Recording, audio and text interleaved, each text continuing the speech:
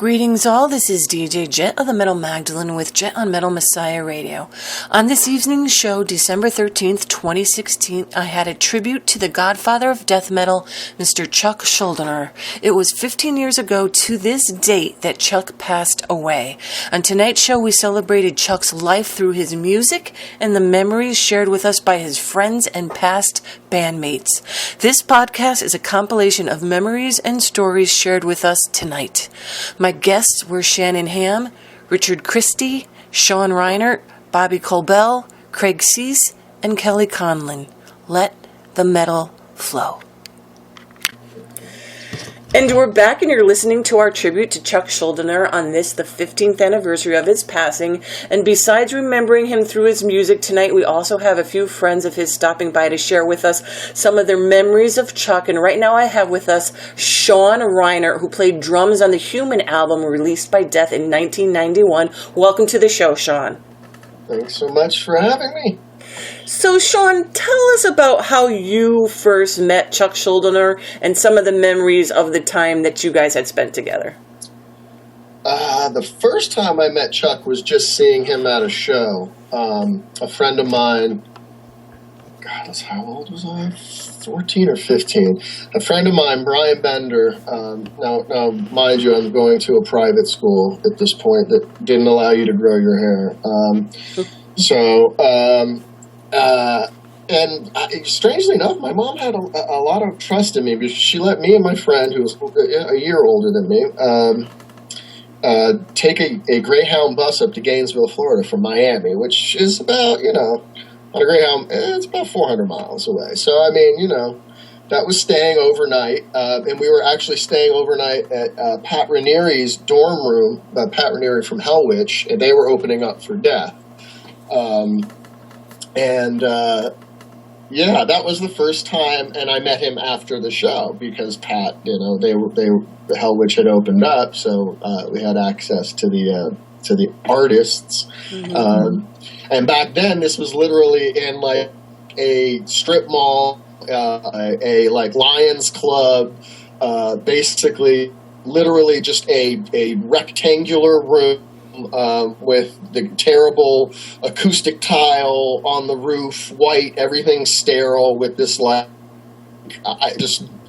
almost the Spinal Tap when they go to the Air Force Base scene. That was it, except like a smaller ceilings, not in a gymnasium. And there was some super hardcore band that played first, and then Hell Witch, and then Death. And I mean, this was back in the days when you had skinheads, punkers, metalheads. They were all at the same show.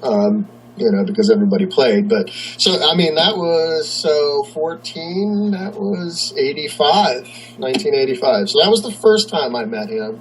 And then when Paul moved back, he was in boarding school. When he moved back when we were about 15, 9th grade, 10th grade, we started writing Chuck, and then Paul started calling Chuck, and every once in a while, Paul, Jason, and I would drive up to Orlando. Altamont Springs was just a little bit north of that, like maybe 15 minutes. We'd rent a hotel room. Chuck would come and hang out. He was totally cool. We'd listen to music, talk about bands, and then he'd actually let us go check them rehearse at his house, at his mom's house where he lived. They used to rehearse in the garage, and this was during leprosy days. And so we kind of so it went from being a fan, literally seeing him, hi, your band's awesome, to, being the fan, writing, hey, how you doing, and then him actually coming to hang out and letting us in his garage, when he had problems with James Murphy, Paul since he had the correspondence and he kind of knew we could play, gave him the call to fill in, and that's pretty much, the story of how things happened. And, as he began to have trouble with members, we were kind of his go-to people. Yeah, so it was kind of an interesting thing, you know what I mean? You go from literally being a fan to being in the band, playing on one of their most popular records, which is crazy. Absolutely. So Sean, tell us a little bit about making the Human album and what Chuck told you he wanted to do on that album. Chuck just was looking for better musicianship, really. And he pretty much gave me free rein. I would ask him, what do you want? I mean, he would tell me, doopa, doopa, doopa, doopa, in the obvious places where you'd want a skank beat or whatever, but he would also always tell me, just, dude, let it flow, dude, just go for it, man, just, fucking tear it up, do your thing, and so I did my thing, and there were some times where it kind of messed him up.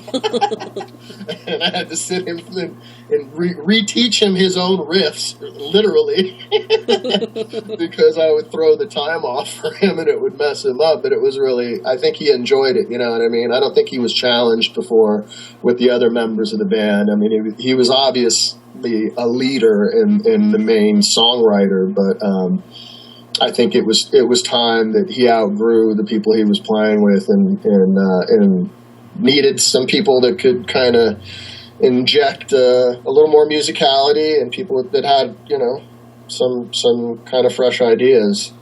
And it was just the perfect timing with that. Yeah, and it's like you said, too, and then that goes on to be like one of their best-selling albums. Actually, I think it was their best-selling album that they had. Yeah. And back then, you had no idea, or maybe everybody thinks that someday they're going to be a legend, but this was so legendary what you were doing. What do you think now when you think back on those days? To me, it's pretty hilarious. It's hilarious because, and I'll explain, because I'm completely humbled by it, of course, you know what I mean? It's like one of those things where you don't expect that. I mean, you hope for that, of course. Your intention is always to do the best you can, but it's really interesting. But it's funny because when I think about going back, and even though there was a considerable amount of pre-production done for this record, including recording a full set of demos, I was extremely nervous and apprehensive about the session because it was my first real record. Like, I had been in studios and recorded demos, and I'm used to the tape machine, and you can't punch in, or you can only punch in if you have a long hit, in certain sections, and this is, of course, before Pro Tools or any kind of modern recording device. They're very, very liberating and freeing these days. But I remember actually losing sleep leading up to those drum track sessions, and we had a full week booked out for drums, and the first day was load in, set up, rehead, get tones, and day 3, I think by 4 o'clock in the afternoon, I was done with the record. Wow.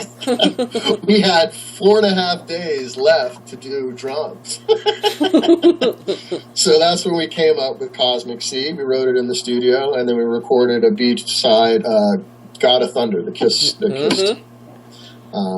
that's how that came up, just because it was like, well, we have the time. They're fucking set up. The drums are, you're not going to re-record the record. Like, it was funny. I just blazed right through that shit, and I was so nervous. And it's just like afterwards, I was just like, "Wow, why did I do that to myself?" I mean, it wasn't like I wasn't pulling it off in the rehearsal room. You know what I mean? I wrote this stuff. This stuff came from it that I don't know. It was really interesting. So that makes it so funny because for so many people, it's a kind of a record that drummers say open their eyes, and as far as metal music and as far as possibilities.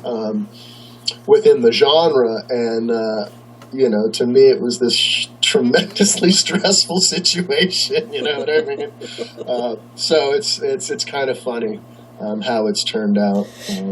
I mean, like you were saying that this was like the first real record you were on. So what did you think, Sean, when you actually had that album pressed and had a copy of it in your hand with your name on there and stuff? How did that feel? It's crazy, you know what I mean? That stuff kind of starts to sink in when you start doing photo shoots and you start looking at artwork and, you go to the mastering studio and you see them actually cut the vinyl master and you're just like, okay, this is real. This was really cool, yeah. And, we were lucky enough to actually master it at Criteria, which is in Miami. So we got to go to Mike Fuller's place where Morrisound did all their stuff. Scotty did all his stuff there.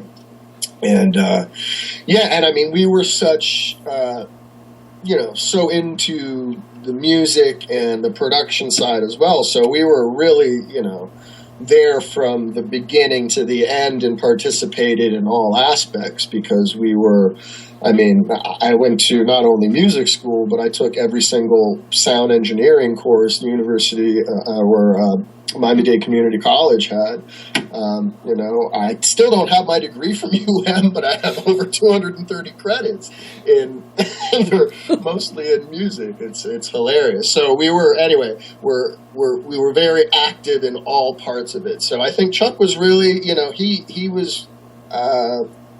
Really open to those ideas too. So I think it really kind of gave him an environment to, it took some stress off him and gave him a fertile, environment to, for his music to blossom and it created what was human, And you also recorded a lot of drum cam footage, back then too, when there really wasn't a whole heck of a lot. What the hell kind of camera were you using back then? That is Jason Koelble owns most of that footage. I know Borovoy shot some stuff, and that was a normal, I think his was a VHS cam, but Jason actually had High 8, which is still tape, but I believe it's considered a digital format, if I'm not correct. But it was still, big tapes. Yeah, so still have a bunch of that footage to transfer.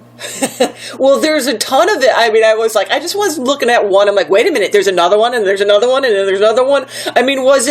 Whose idea was it to have all this drum cam footage from this album? There's footage of all of the stuff.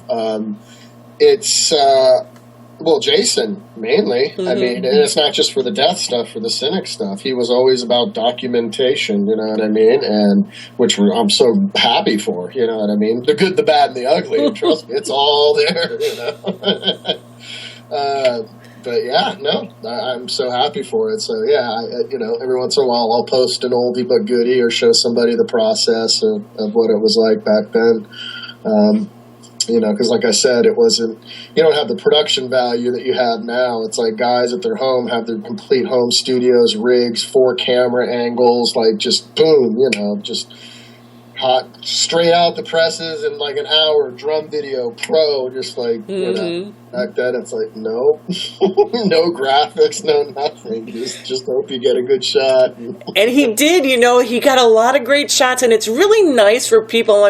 Some of the people that are listening to tonight's program weren't even alive back then, Sean, So it's nice to have this stuff, not only for yourself to look back and say, oh yeah, I had a nice hairdo back then, but for people to be like, that's the history of where all this legendary, stuff from Death happened. All these different albums, all these different things. You have your time, chronologized, if that's even a word, during all this time, So, when you look back on those days with Death and touring, was it a exciting time for you back then?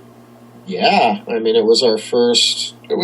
Cynic had done a couple little like we'd drive up to and hit 3 places, or we spent a couple weeks up in New York once, but never been on tour. So for Paul and I, this was the first time going out and really, every night for 5 weeks, you know what I mean, kind of thing. I was lucky enough to have a family that took a lot of vacations. I've been abroad and been a lot of places, but this was such a concentrated thing, and I was prepared and just bring it on. It was what I wanted 100%. I mean, I couldn't have written a better start my career. You know what I mean? It was immediate, instant, thrown in the fire and on tour with a band that was already established in its genre, pretty defining its genre actually. And so for me, it was I was green certainly, and had a lot to learn, but I was also I'd done my homework and knew what was involved, and I'd already done, like I said, a bunch of traveling, but I, loved it, and for a long time was built for the road, and traveling. Mm-hmm. And, so there you go, Human, part of it, one of the best-selling albums that Death ever did. And Sean, I just want to thank you for taking the time out to share some of your memories with us in tonight's special, and I wish you all the best. Thank you. Thanks so much for having me. And we're back, and you're listening to our tribute to Chuck Schuldiner on the 15th anniversary of his passing. And besides remembering him through his music, tonight we also have a few friends of his stopping by to share with us some of their memories of Chuck. And right now I have with us Craig Sease of Sease Fire. Welcome to the show, Craig. Hey, thanks for having me. So, Craig, tell us about when you first met Chuck Schuldiner. Well, actually, the way I met him, a buddy of mine, Kelly Conlon, who a lot of the Death fans will know, as he was the bass player for Symbolic, and he toured with them a little bit. He was playing in a band called Talon's Fury that practiced at my house. That was Paul Payne and Chris Williams. Well, anyways, Kelly wound up playing with Death and stuff, and got Chris involved, and through that, Kelly wound up leaving the band eventually, and they got Scott Clendenin involved and stuff, so I would go over to some of the band rehearsals and such, and it was really cool, getting to hang out over there with them, and while they were working on the Control Denied stuff, and Chuck found out I was an electrician. Of course, he used that to his advantage. I helped him out doing some electrical work and stuff at his house when he was living in Altamont, and, he did the Control Denied stuff. He was wanting to do something a little bit different than the Death. The music was very similar, but a little more clean vocal type stuff. And so I got to hang out with him and got to be, it was like, to me, Chuck was just a normal guy. I didn't realize at the time what a legend this guy was. To me, he was just any other guy that loved the same music I did. Just straight up good dude. And at the time back then, like I say, I didn't even realize this guy was a legend in the death metal scene. Like I say, to me, he was just any other dude. And it was really neat to get to hang out with him and stuff. And once he moved to Christmas, Florida, he built a studio, which I did all electrical work, wired up for him and everything. And then I guess along the way, they wound up, Chris left the band and they got Richard in there. And so I got to, hang out with some of those guys, and they did the tour with Hammerfall once they went back to Death, and got to hang out with those guys and everything. But the main thing that I remember about Chuck was he was just down to earth, great guy that just loved music. He loved people. He was honest and just a great guy, And he really good dude. That's all I can say as far as that goes. It was an honor to get to know him. And now Chuck played with you on Hardly a Days Go By, so tell us about that song and the experience of playing with Chuck on that as well. Well, I had the song, and of course, like I say, my buddies Chris and Scott and Shannon Hamm were in the band at the time, and I had this song that was a tribute to Randy Rhoads, Hardly a Day Goes By, that I had written, and Chuck really liked the song, and he offered, when they were doing the Control Denied demos, he offered to allow me to record it at his studio. And, I mean, I play guitar and sing and stuff, but I'm certainly not a lead player at all. And he offered to play the leads, and I was like, heck yeah, buddy. And, I mean, he wound up spending about 3 hours laying down the leads on this thing, and it was just, I mean, such an honor for him to do it. And he really loved it. I mean, I don't know if you guys get a chance, check it out on YouTube or whatever. It's out there. And, I mean, he was really proud of what he did on it.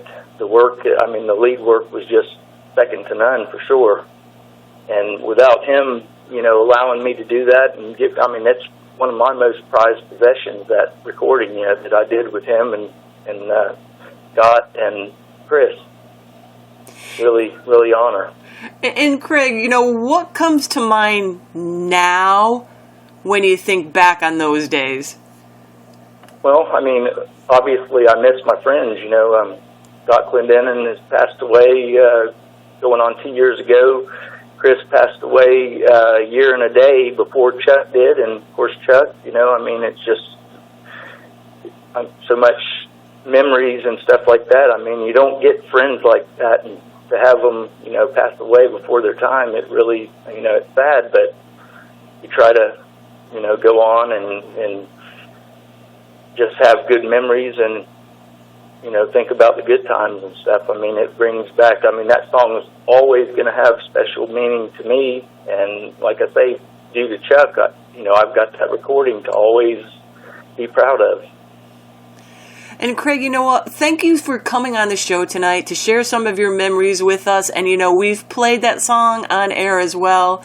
And it's very emotional for all the people that were, you know, that know you, that knew the people. I know a lot of times they're listening to the show and they always comment with, you know, how powerful it is even to this day. So thank you so much for coming on the show to share some of your memories about Chuck with us. Hey, well, I appreciate you having me, and as Chuck always said, let the metal flow. And we're back, and you're listening to our tribute to Chuck Schuldiner on this, the 15th anniversary of his passing. And besides remembering him through his music tonight, we also have a few friends of his stopping by to share with us some of their memories of Chuck. And right now I have with us Shannon Hamm. Now, Shannon was in the final lineup of Death, performing on the Sound of Perseverance album, and then later on joining Chuck in Control Denied. Thank you for joining us tonight, Shannon. Thank you.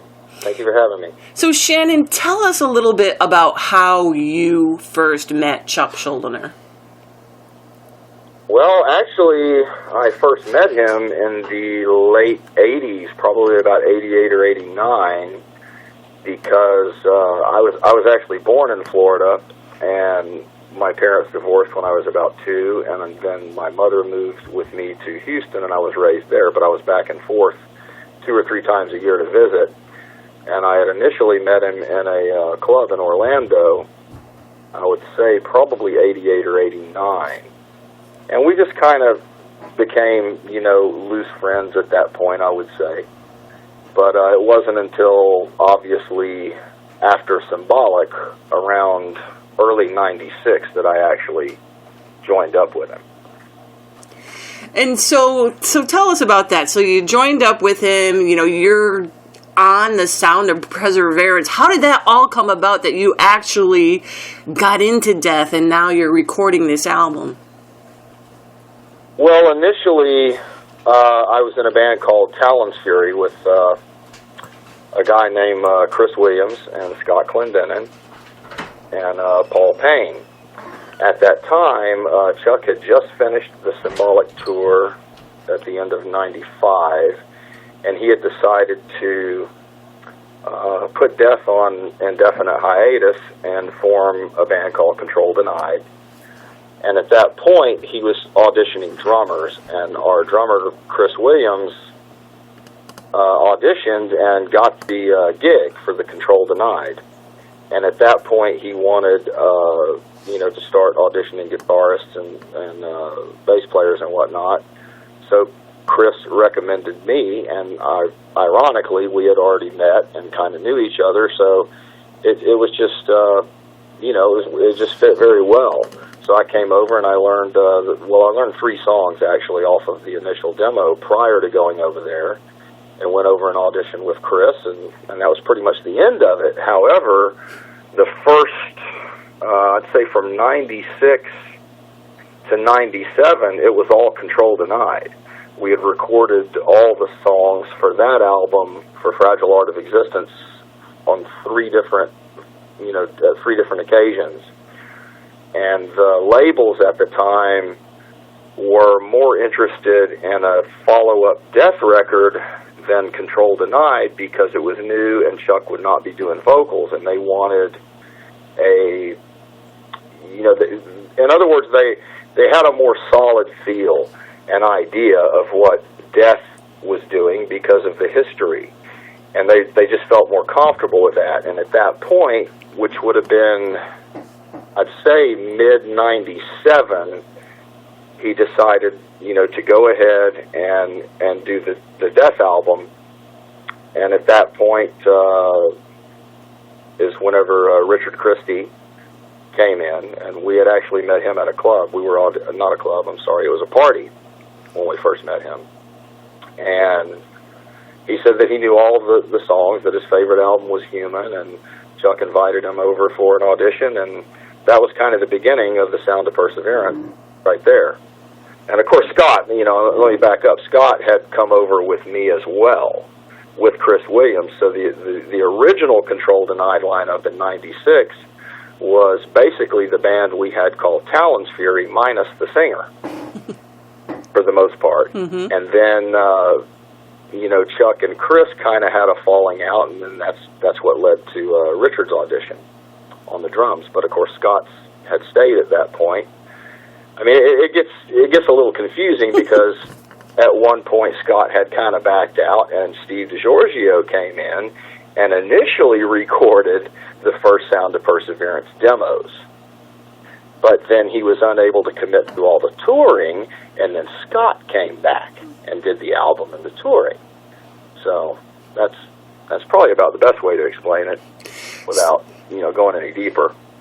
So you auditioned to be in Control Denied? And then, okay, I'm trying to get this straight now, Shannon.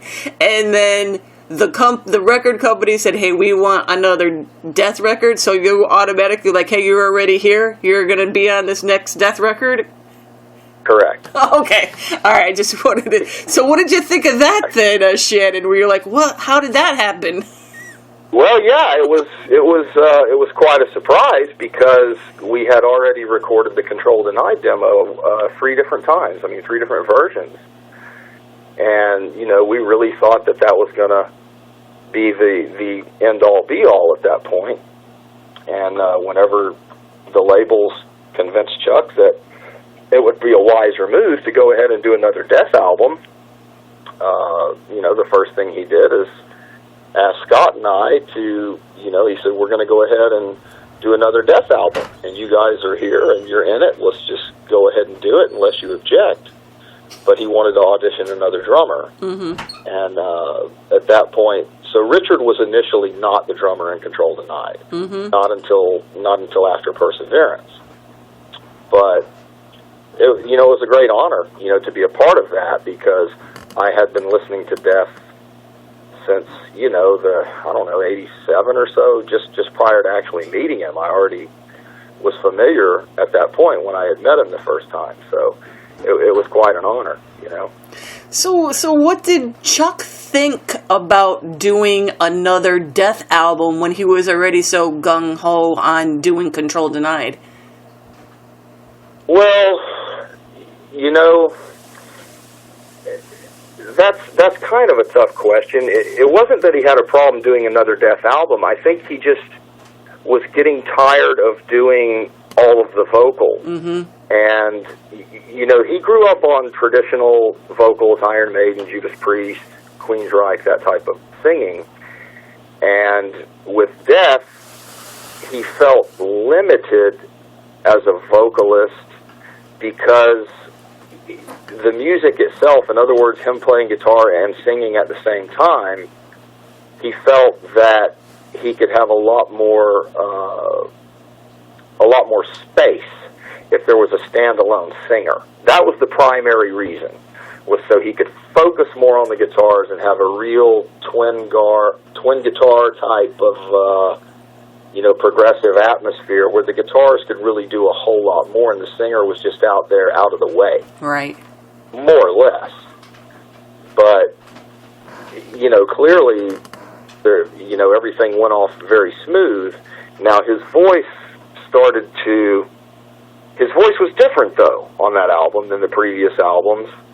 And there's a lot of speculation as to why. And I remembered asking him at the time, are you intentionally raising the pitch of your voice, or what's that all about? And he said, I don't know. He said, I'm singing the same way I always have. It's just coming out a little bit differently.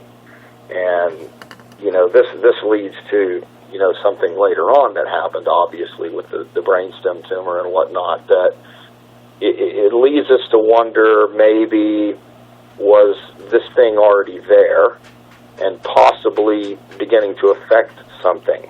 You know what I'm saying? Because he didn't intentionally, and I know I'm getting off course here from your question, but that's fine. It all goes back to that particular album. So I don't know if he was deliberately aware of that, and maybe that's why he was shying away from the vocals, or if it was really predominantly the fact that he wanted a more traditional type melodic singer. I think it was a combination of both, but really the primary reason is he did like those type of singers, and he felt like his vocals were holding the band back from being more experimental with the musical end of things, So, Shannon, when you were in Control Denied then, was he, rejuvenated? I mean, he's got what he always dreamed of now. He's got a singer now. He could focus on that. What was the energy like when you first started Control Denied? Oh, yeah, absolutely. It was excellent. I mean, we had a great time. Like I said, we were over there 3 or 4 days a week for, a year and a half. And it wasn't that we needed to be. That's why we re-recorded the song several times. It's just because it was fun. We had a good time. We would go over there and barbecue and play basketball and throw the football around and go through the set list a couple of times, and it was a lot of fun. I mean, I think it was invigorating to him, because prior to that, all of the lineups were really spread out. For instance, when Gene was in the band, he would have to fly Gene in for a couple of weeks and do all the rehearsals and just kind of cram everything. And it was the same scenario with, Sean and Paul and the other guys. Whereas now he had a group of people that were in Central Florida, and we could actually come over and hang out 3-4 days a week, and even if we didn't rehearse, you know what I mean, and go do things, go to a club, go watch another band, stuff like that. So I think in that regard, he was very, very invigorated. That it felt like, I think, more of a tight-knit friendship as opposed to strictly business, if that makes any sense. No, absolutely, because, I could remember reading articles or talking to actually Tim Aymar as well, where Chuck said basically the same thing. He didn't want to sing, and he, earlier in the career, when he was doing the singing, and he couldn't be happy with other people singing, so he just did it himself, Correct. So it was, I could just imagine the energy was very high when he finally found, the guy to do this. And yeah. And Tim, again, he did not show up until January of 97. So we literally went an entire year without a singer at all. We auditioned a couple of people, and Chuck did some scratch vocals. I even did some scratch vocals on a couple of songs, but they were just more or less for other people to use as a guideline. And initially, the way Tim got involved is there was a band called Psycho Scream out of Pittsburgh, and the guitarist named Jim Dofka had sent Chuck the tape of their band because he wanted Chuck to consider him for the guitarist. Mm-hmm.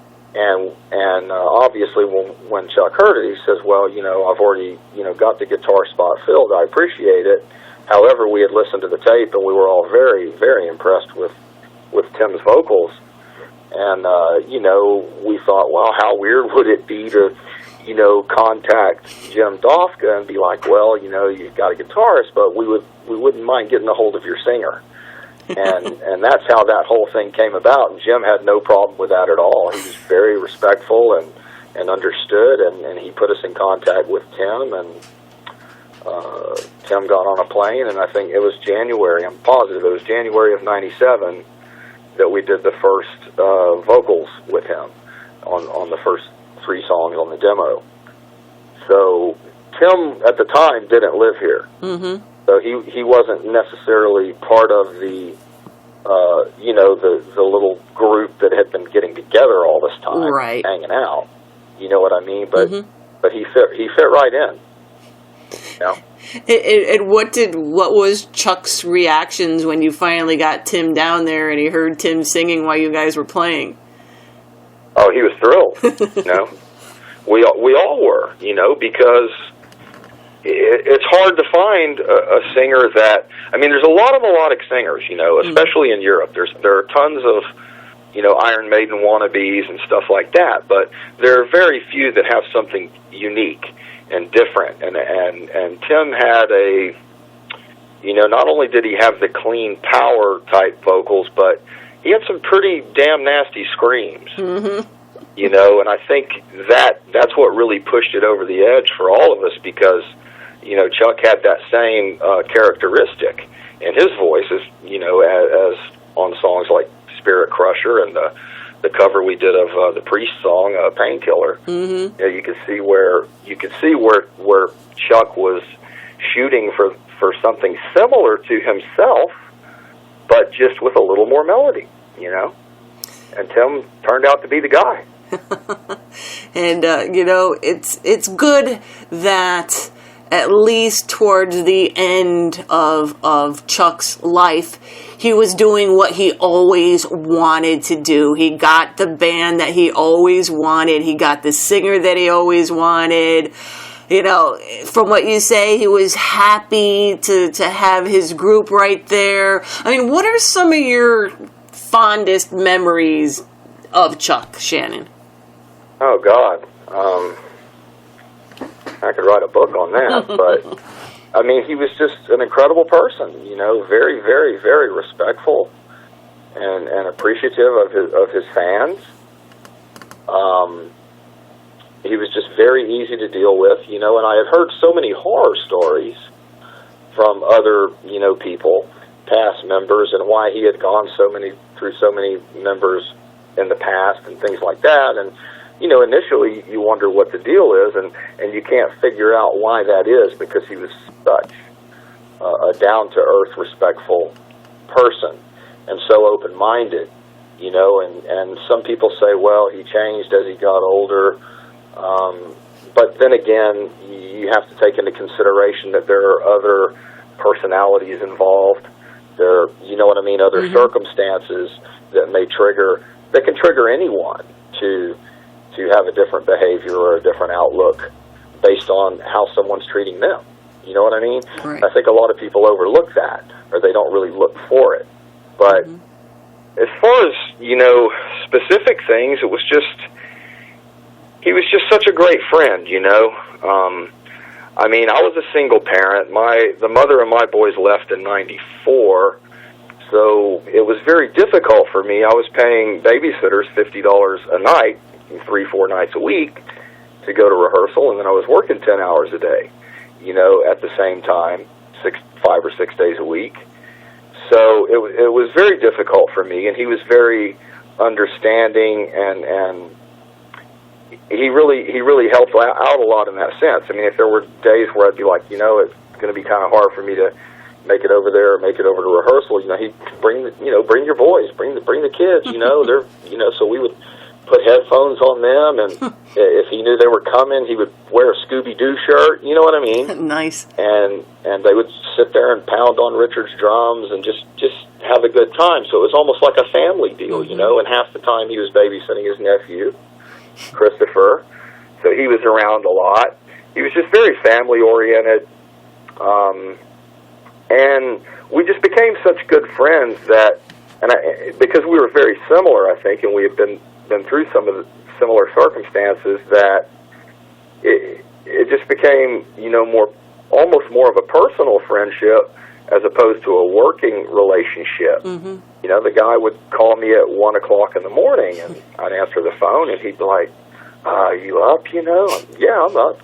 What's going on?" He just wanted to talk. Mm-hmm. Maybe something was bothering him, and I really appreciated the fact that he confided in me that way, as opposed to anyone else. So I really, there's really hard to pinpoint one thing. We would go out and have buffalo wings, or go out and watch other bands. I remember at the time Trivium was playing at a pizza parlor here. This is long before anybody knew who the hell they were. There was probably 15 or 20 people in there, and we would just go hang out and watch those guys, and just stuff like that. Barbecue all the time, and Chuck was a fantastic cook, and he made excellent salsa. So it was just really, I can't really say that it was just like a typical band environment. You know what I mean? Mm-hmm. Because there was so much more to it. The guy, we just became such close friends, like brothers and stuff, that it made it very difficult later on, when he became ill, because you take it a lot more personal when you're that close. And I know a lot of the fans and stuff, hurt over that and over the loss and everything, but gosh, I don't even know where to go with it. It could just go on for days. All right. Well, it's like you said, we could just do anything, and everything that you did with him, it was like you were doing it with your brother. It was that comfortable. Well, Shannon, thank you for taking the time out today to share some of your memories of Chuck with us, and really, I wish you all the best. Oh, thank you. You too. You too. And we're back, and you're listening to our tribute to Mr. Chuck Schuldiner on the 15th anniversary of his passing. Now, besides remembering him through his music tonight, we also have a few friends of his stopping by to share with us some of their memories of Chuck. And right now I have with us Mr. Richard Christy, who played drums on the Sound of Perseverance album released by Death in 1998, and was also part of the final lineup of Death, and later went on with Chuck in Control Denied. Here he is to share some of his memories of Chuck Schuldiner with us. Welcome to the show, Richard. Hey, thanks for having me on the show, Jed. I really appreciate it, and thanks for taking the time to pay tribute to the great Chuck Schuldiner. He's pretty much my best friend and about the most brilliant musician I've ever had the chance of seeing and witnessing his brilliance. As a songwriter and just as an all-around creative person, it was such an honor to be, a part of his band. And I've been a fan of Chuck since I was in high school. So when I got to join Death, I was joining my favorite band. So it was a dream come true for sure. And Chuck turned out to be pretty much the nicest and most talented guy that I had ever met. And there were so many amazing memories about Chuck that I have. It's hard to just pick a few, but, I remember first meeting Chuck at a bookstore with my buddy Steve Childers, who unfortunately recently passed away as well. He was in a band with me called Burning Inside, and we had just moved to Florida, and we were just wandering through the Altamont Mall in Altamont Springs, Florida, and we walked into the Walden Books, and there was Chuck reading a recording magazine, because I think he was putting together a home studio. And I looked over at Steve, and I was like, can we really be seeing what we're seeing? We couldn't believe it was Chuck. And we knew that he had lived in Orlando. And I, even in the back of my mind, when we decided to move from Springfield, Missouri to Florida with our whole band, the reason we moved down there was for the Florida death metal scene. And in the back of my mind, I was like, oh, we're moving to Orlando. That's where Chuck lives. Maybe I'll get to meet him and audition for him one day. So really getting to meet Chuck was one of the reasons I wanted to move to Florida. And then there he was in this bookstore, and Steve Childers and I walked over to the corner and we're like, should we say something? Should we bother him? Should we leave him alone? And we finally got up the courage to go say hi to Chuck, and he was the nicest guy in the world. He was so honored that we were huge fans of his and flattered, and he took about 20 or 30 minutes to talk to us about metal. And I remember he even was telling us about the recording process for Scream Bloody Gore. And he was just so nice and so humble. And then I would end up running into Chuck at different shows in Orlando soon after that, and at parties. We had a lot of mutual friends in the metal community, like Rick Renstrom and B.C. Richards from the band Wicked Ways. Like, Chuck was a big fan of theirs, and I was too. So we'd see each other at a lot of their shows, and that's actually who arranged the audition and arranged for me to talk to Chuck was Rick and BC from Wicked Ways. So I owe a big thanks to them. And I just remember talking to Chuck on the phone about an audition and just being so nervous. And when he said, yeah, that I could audition for the band, I just remember hanging up this payphone in the Walmart parking lot because I didn't have a phone at the time, and freaking out and jumping up and down. And I called my parents right away and said, hey, I get to audition for my favorite band. And I remember the audition, it was just me and Chuck, and it went really well because I had been practicing death songs since high school, and I was a huge fan, so I was very well prepared. And then Chuck was so nice. He was a couple days later, after a few jams, he said, hey, I want to let you know you're in the band. And I was just, it was the greatest thing that I could ever dream of.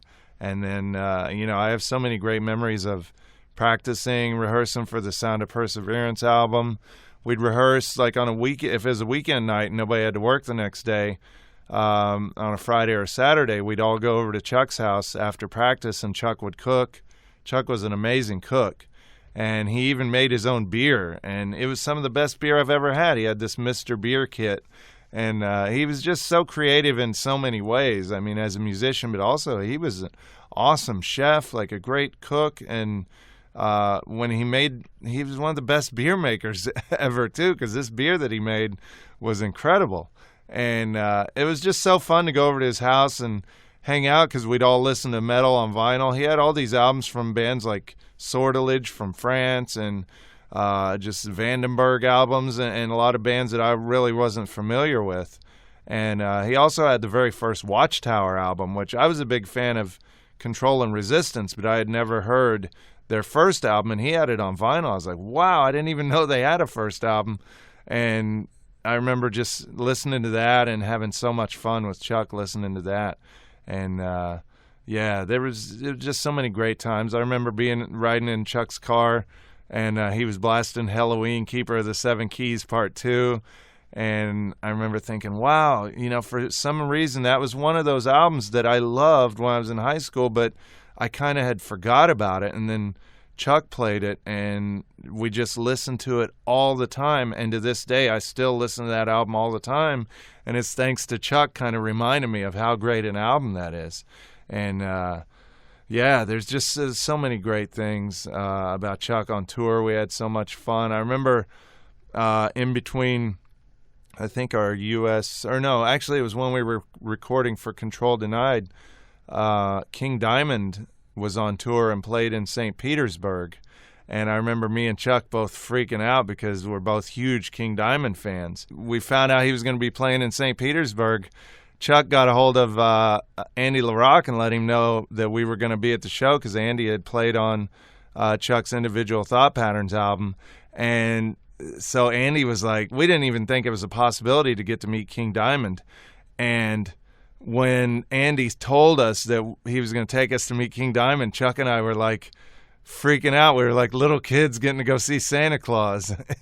And it was so cool to see Chuck being a fan. And neither of us had ever met King Diamond before, and King Diamond was so nice.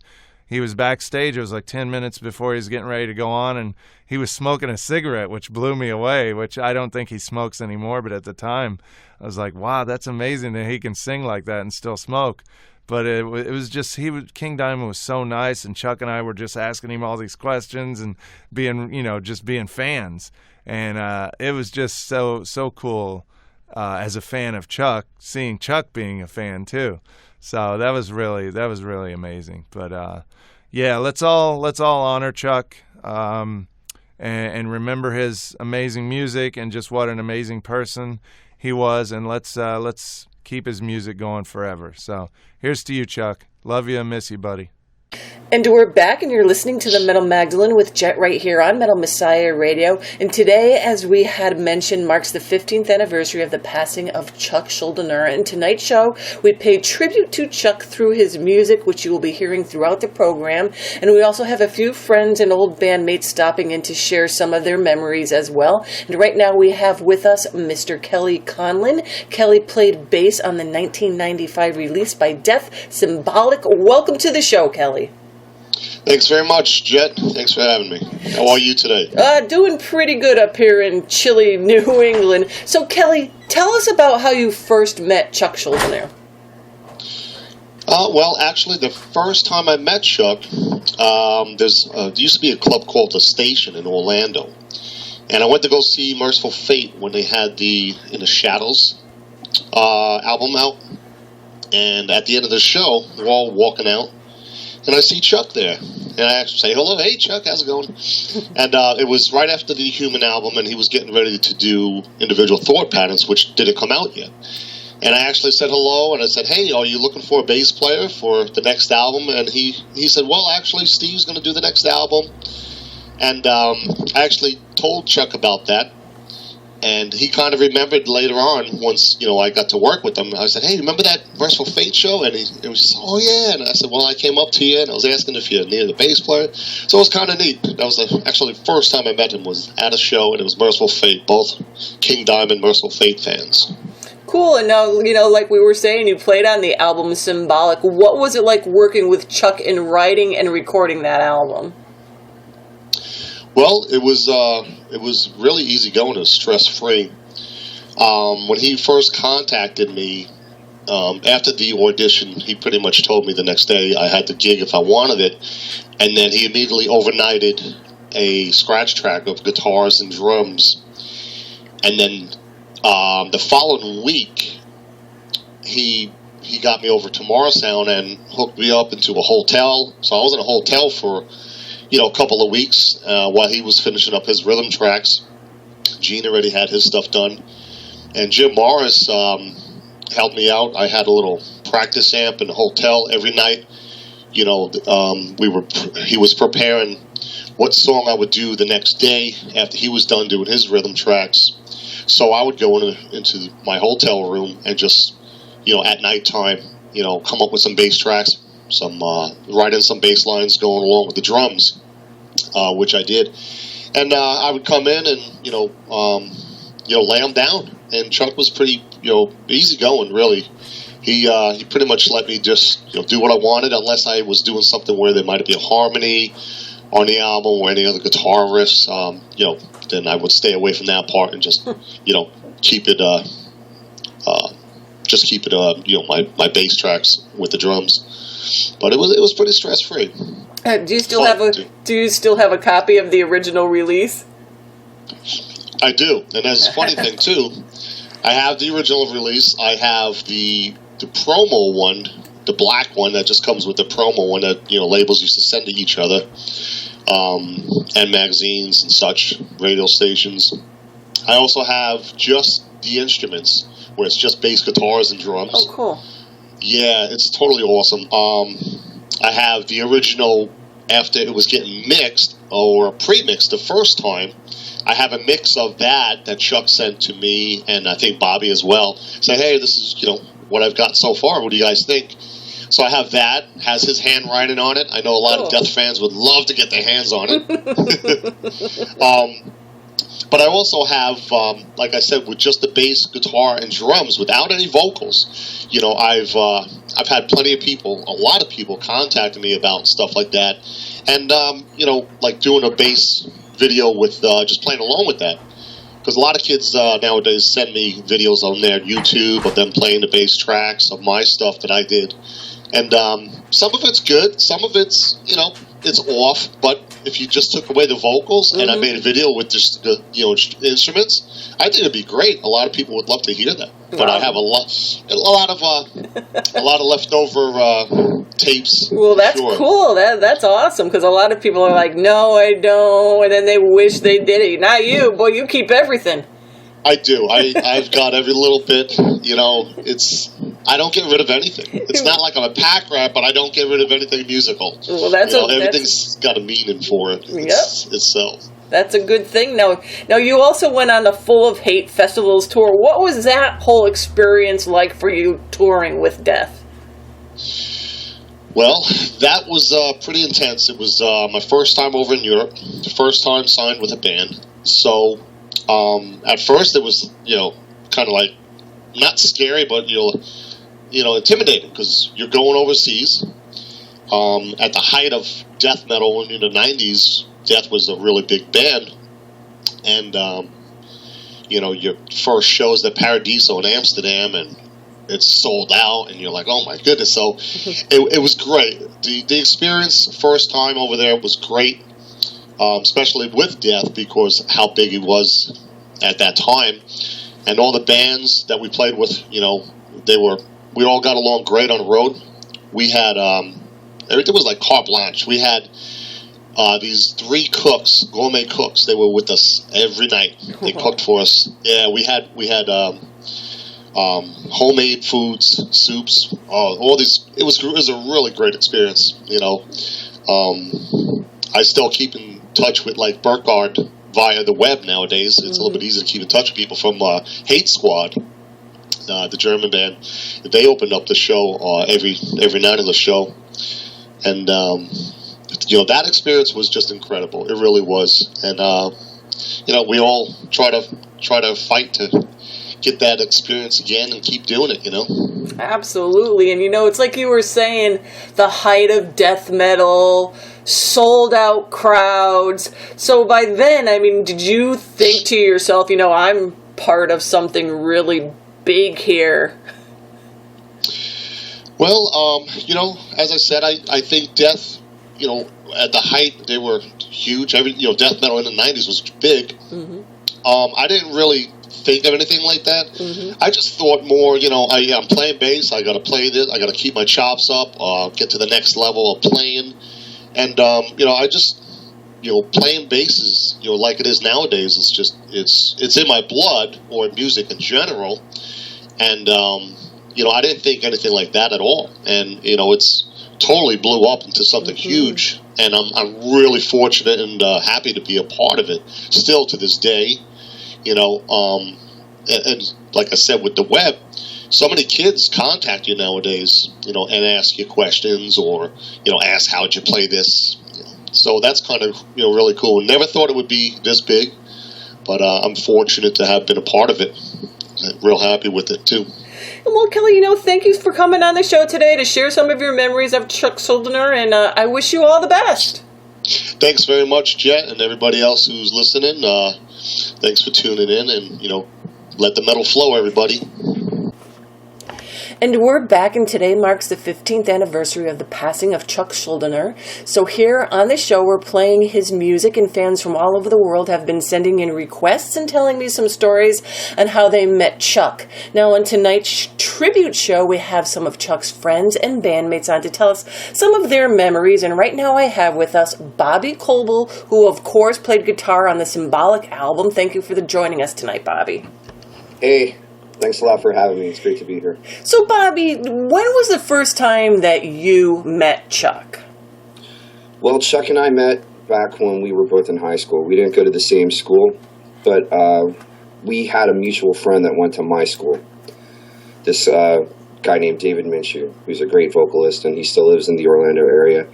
he invited me over to his house one time. You know, I was a metalhead, he was a metalhead, you know, and in my school, you know, there weren't a whole lot of metalheads, you know, so I would kind of pass this dude in the hallway, you know, and I'm wearing a Maiden shirt, you know, and he's wearing like a Metallica shirt or whatever, and kind of like nod at this guy. Okay, this guy's cool. So we, you know, we eventually became friends, and he invited me over to his house one day to just bring some records over after school, listen to some music, you know, so I showed up with my armful of albums, you know, to his house, and he also had invited Chuck over that day. You know, I was like, we were both like 15, 16, something like that. So Chuck came walking in with his armful of albums, you know, and we just kind of sat around in David's room and just listened to records and just shot the shit and just talked about metal, and it was really cool. That was the first time that we met and hung out, and I didn't really see him a whole lot after that because, again, we didn't live in the same neighborhood. We went to different schools, but, you know, that was the first time I met him, and that was a good hang, you know, and we used to always talk about that day, you know, that we initially met and hung out. And how did you get the gig with Death that later went on with you recording Symbolic with them? Well, that was around, 1994, I guess. I wasn't really doing much musically. Well, I mean, I was doing things musically, but I wasn't really involved in metal at that point in time. I hadn't been for a couple of years. But I had a friend that worked at a music store in downtown Orlando, this place called Guitars Plus. And his name is John Sutton, who used to play in a band around here called Pain Principle. And Pain Principle is actually the band that Brian Benson came out of. Brian Benson was one of our touring bass players during the Symbolic tours. Really great guy. And I got a message on these things that we used to have called answering machines that everybody used to have in their living room. And I came home one day and there's a message from John, and John's like, "Bobby, pick up the phone. Bobby, pick up the phone. Bobby, pick up the phone." "Why aren't you home, Bobby?" It just went on for a couple minutes, and he just told me that I really needed to call him and that it was important. So I'm like, okay, crap. So I called John, and John said that, you know, Chuck was in the store today, and that, you know, because he shopped there too and got his guitar set up there by Billy and Doug, and he was looking for a guitar player to join the band and to, you know, do whatever with. And of course I flipped out, you know, got his number and, you know, called him immediately as soon as I could. And Chuck picked up the phone and he's like, "Hey man," and we talked for like 10 seconds, and he's like, "You remember that time at David Minchie's house when we hung out and we brought over the albums and hung out?" And I was like, "Yeah, dude, of course." And it was cool. I hadn't talked to him in many years, and it was almost like, you know, it was, you know, the other day, you know, so it was a cool vibe right off the bat. But that's, you know, I send John Sutton a fruitcake and a Christmas card every year because he totally hooked me up and was very instrumental in me getting the gig, and, you know, extremely thankful and lucky for that, of course. So what was it like working with Chuck, both in the recording atmosphere and touring or doing shows with him and Death? Excuse me. Well, as far as the recording was concerned, you know, for me, there wasn't a whole lot to that, honestly. You know, we live in Orlando, the Orlando area. You know, Chuck lived in Altamont. I lived in, well, Altamont, actually, at the time. I lived like 2 miles away from his house when I was in the band. And the album was recorded at this legendary studio in Tampa called Morris Sound, which is about, you know, approximately 100 miles away from where we are. So Chuck would actually go over there and you know, spend the week over there. Then he would come home on weekends, and that was the process until the album got done. You know, he would go over there with Gene, and they would track the drums, and he would just go back and forth. But with me, I was only in the studio for one afternoon, you know, just to play my solos on Symbolic. It didn't take very long at all. So we went over there that day, and I went in with Jim Morris, and I would record a solo, and then Chuck would come in and listen to it, and thankfully he liked everything. I hope he liked everything. I hope he wasn't just like, yeah, okay, whatever, I guess I have to live with this. But yeah, sure, you know, I had already kind of demoed the solos a little bit on these ancient devices we used to have called 4-track recorders, you know. I could kind of, he gave me the demos of the tunes, and I would record. You see, he kind of already knew what was coming, more or less. But yeah, he would just come in, he'd be like, "Oh, dude, that's killer," you know, God, you know, that was an expression that he used to use back in the day. God means very good, by the way. God, right? I'm God. You know, so anyway, it was a very casual day in the studio. I remember the guys from Suffocation were in there recording an album with Scott Burns. And that was it. I mean, that one day was my experience in the studio with Chuck, and he was fine, you know, completely laid back. And he was just a normal guy, you know, really was, you know, he was easy to work with, you know. I also, you know, made sure that I had my shit together. You know, I definitely just tried to, you know the parts, play them well, just be on the ball, you know, just the way any band leader would want, you know, anybody that they hired to behave. You know, I tried to be that guy. I just tried to have it together. And from my experience, if, you know, you're relatively easygoing and you have your act together, then hopefully you'll have a gig for a while, you know. So that's just what I tried to do. And yeah, and he was totally cool, you know, musically speaking, performance wise, you know, never had a problem. You know, he was always just there to jam and love the music, and it was really easygoing and laid back as far as that's concerned. And what about like touring and doing shows with them? How was that?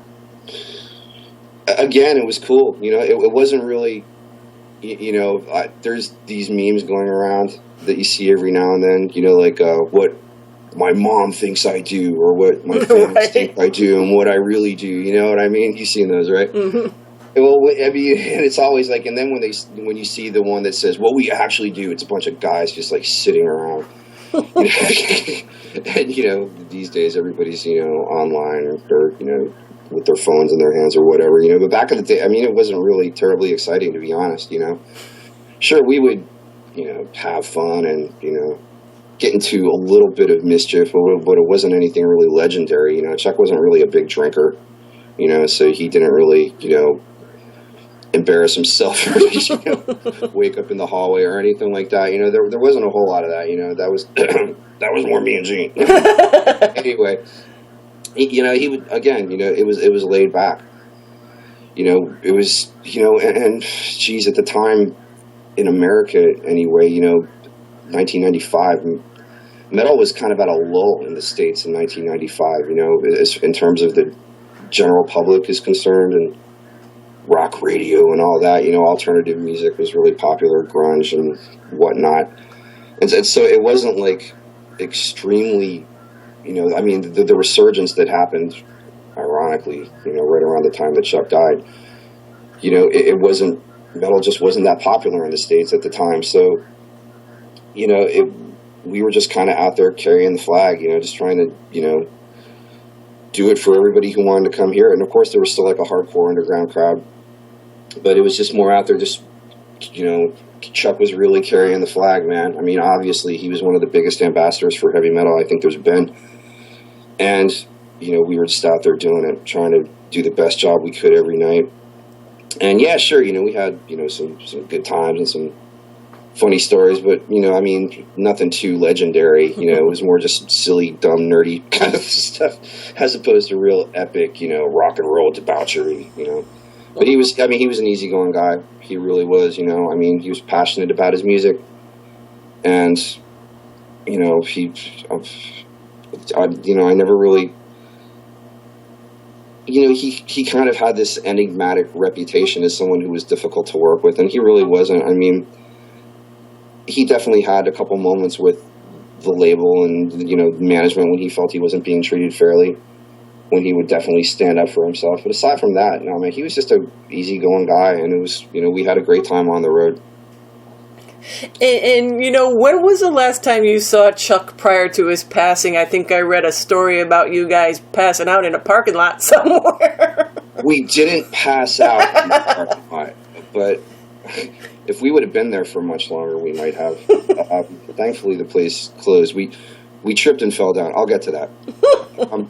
I was, geez, when could that have been? That was probably like 1999, 2000, maybe, something like that.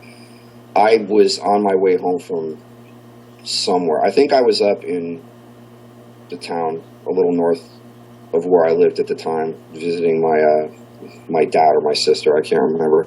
And I was on my way home, and there was this rock bar in town that was kind of directly on the way home. And I just thought I'd stop in, have a drink. And came inside, and there's Chuck. And, he was with a couple friends, and this is when he was in remission, the first time that he was really feeling better, and things were very optimistic, and it was looking like he was going to be okay. This was the first time he had been out of the house in a while, apparently. I just walked in and came over and had a beer, and all of a sudden, there he was. And it's pretty amazing. Again, I hadn't seen him since he had been sick at that point in time. And I think we probably hugged each other like 30 times that night. We just sat there on the corner of the bar at this place called The Station here in Orlando. Yep, I know it. Mm-hmm. Oh, yeah? Yeah, mm-hmm. Right?